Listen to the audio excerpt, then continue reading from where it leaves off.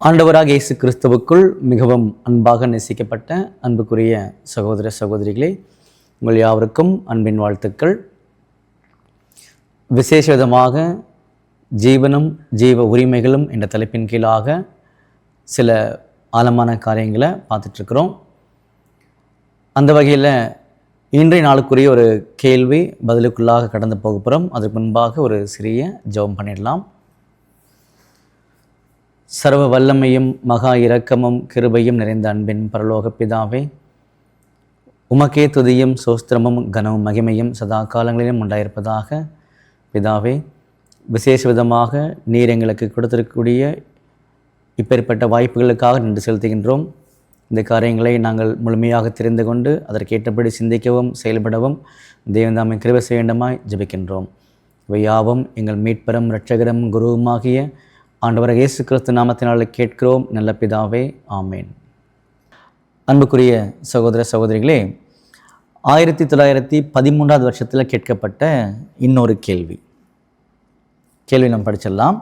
இதில் விசேஷம் என்னன்னு சொல்லி பார்த்தீங்கன்னா, கேள்வியை தான் நம்ம கரெக்டாக புரிஞ்சிக்க வேண்டிய நிலைமையில் இருக்கிறோம்.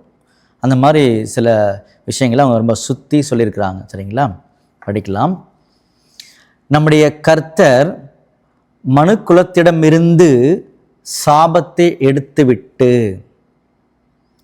ஆதாமில் இழந்த ஜீவன் மற்றும் ஜீவன் உரிமைகள் மனுக்குலத்தாருக்கு திரும்பவும் பெற்றுத்தரப்படும் என்று சொல்வது சரியா, அல்லது அப்படின்னு சொல்லி ஸ்டார்ட் பண்ணுறாங்க.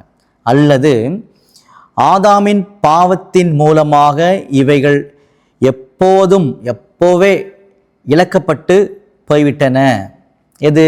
ஜீவனும் ஜீவன் உரிமைகளும் எப்பொழுதோ இழக்கப்பட்டு போய்விட்டன என்றும், இரண்டாம் ஆதாமாக கர்த்தர் கிறிஸ்து மனுக்குலத்திற்கு ஜீவனையும் ஜீவன் உரிமைகளையும் கொடுப்பார் என்று சொல்வது சரியா?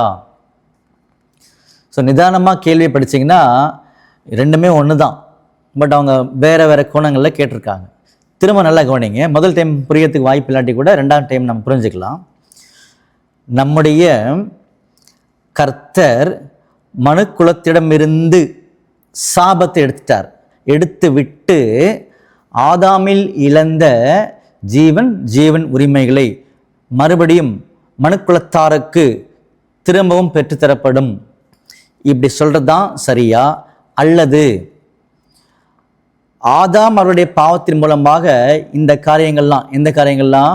ஜீவன் உரிமைகள்லாம் எப்பொழுதோ இழக்கப்பட்டு போயாச்சு. ரெண்டாம் ஆதாம் மனுக்குலத்திற்கு ஜீவனையும் ஜீவன் உரிமைகளையும் கொடுப்பார் என்று சொல்வது சரியா அப்படின்னு சொல்லி பார்த்தீங்கன்னா கேட்குறாங்க.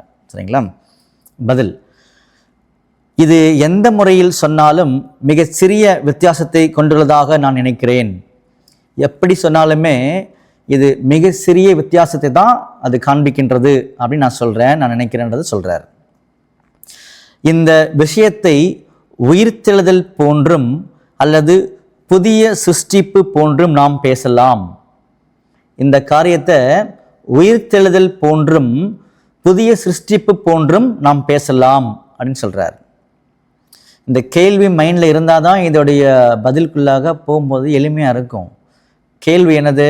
சிம்பிளாக புரிஞ்சுக்கலாம் பாருங்கள். நம்முடைய ஆண்டவராக இயேசு கிறிஸ்து இந்த உலக ஜனங்கள் இருக்காங்க இல்லையா, அவங்களோட பாவத்தை நீக்கிட்டு தான் இந்த ஜீவன் உரிமைகளை கொடுப்பாரு அப்படின்றது சொல்கிறது சரியா?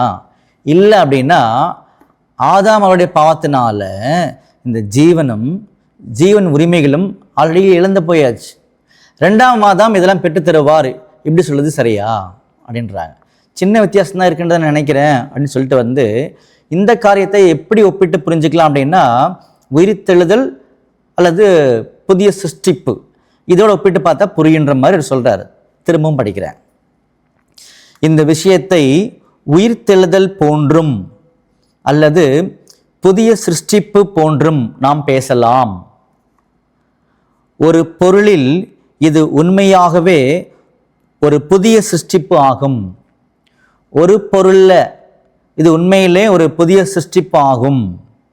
வேறொரு பொருளில் அங்கே முன்பு இருந்தவைகள் இப்போது எழும்பிக் கொண்டு இருக்கின்றன என்று கூறலாம். வேறொரு பொருளில் அங்கு முன்பு இருந்தவைகள் இப்பொழுது எழும்பிக் கொண்டிருக்கின்றன என்றும் கூறலாம். எக்ஸ்பிளைன் பண்ணுவார் பின்னாடி.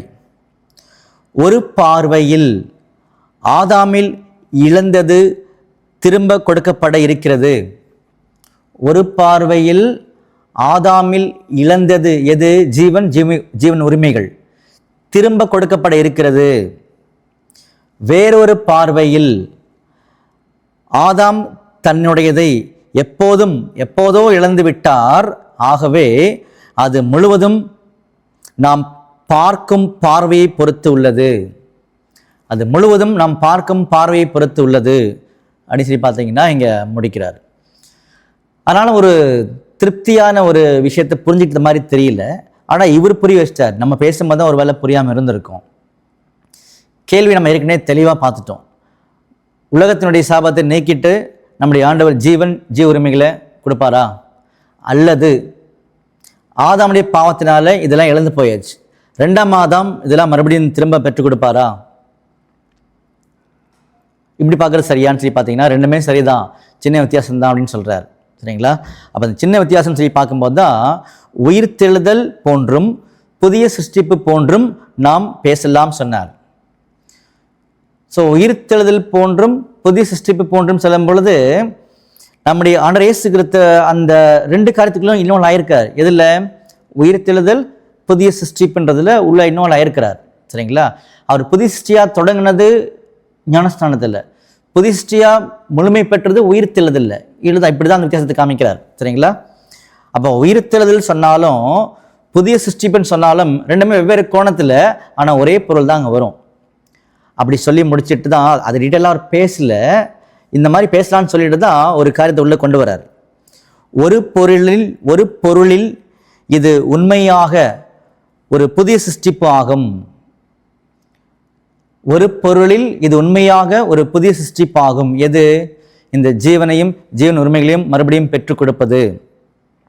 வேறொரு பொருளில் அங்கே முன்பு இருந்தவைகள் இப்போது எழும்பிக் கொண்டு இருக்கின்றன என்றும் கூறலாம்.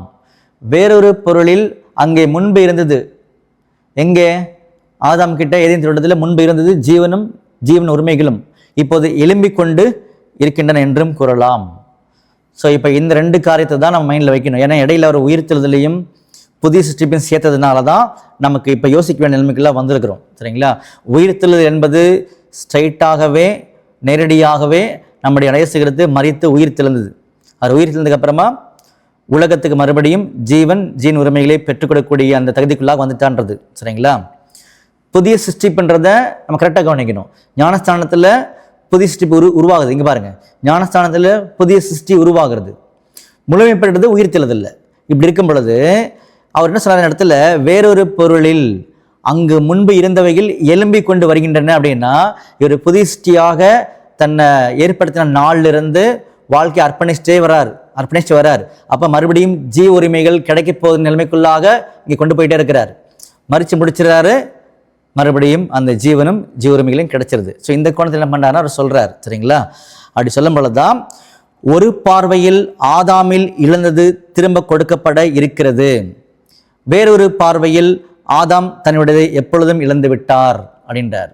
ஸோ ஒரு பார்வையில் ஆதாம் இழந்ததெல்லாம் திரும்ப கொடுக்கப்பட இருக்கிறது. இன்னொரு பார்வையில் ஆதாம் எல்லாத்தையும் இழந்து விட்டார், அதுவும் ஆண்டவருடைய அந்த உயிர்த்தெழுதலில் திரும்ப கிடைச்சிரும் அப்படின்றது தான். ஸோ இதை பார்க்கக்கூடிய கோணத்தில் தான் இருக்கின்ற ஒரு காரியத்தை சொல்லி முடிக்கிறாரு. பண்புக்குரிய சகோதர சகோதரிகளே, இதை அவசரப்பட்டு கேட்குறவங்களுக்கு என்ன இவ்வளோ குழப்பமாக இருக்குது அப்படின்னு வரதுக்கு வாய்ப்பு இருக்கும். நிதானமாகவே கேளுங்க, நிச்சயமாக புரிஞ்சிடும். எளிமையான ஒரு கேள்வி தான், எளிமையான பதில் தான். கேள்வி அவர் சுற்றினதுனால சகோதரர் 2-3 எக்ஸ்ட்ரா விளக்கங்களை கொடுத்துருக்காரு. சரிங்களா? ஸோ ஒரு சிறிய ஜெபம் பண்ணி இப்போ நான் முடிச்சிடலாம். வானத்துக்கும் பூமிக்கும் ஆண்டவரே, உமக்கே துதியும் சோஸ்திரமும் கனமும் மகிமையும் சதா காலங்களிலும் உண்டாயிருப்பதாக. பிதாவே, எங்களுடைய வாழ்நாட்களில் நீ கொடுத்த இந்த ஒரு நன்மையான காரியங்களுக்காக நன்றி செலுத்துகின்றோம். தொடர்ந்து இப்பேற்பட்ட காரியங்களை நாங்கள் சோர்வில்லாமல் எங்களுக்கு கிடைக்கக்கூடிய இந்த ஒரு அருமையான வாய்ப்பை பயன்படுத்த தேவன் தாமே கிருபை செய்ய வேண்டுமாய் ஜெபிக்கின்றோம். இவையாவும் எங்கள் மீட்பரும் இரட்சகரும் குருவுமாகிய ஆண்டவராக இயேசு கிறிஸ்துவின் நாமத்தினாலே கேட்கிறோம் நல்ல பிதாவே. ஆமேன்.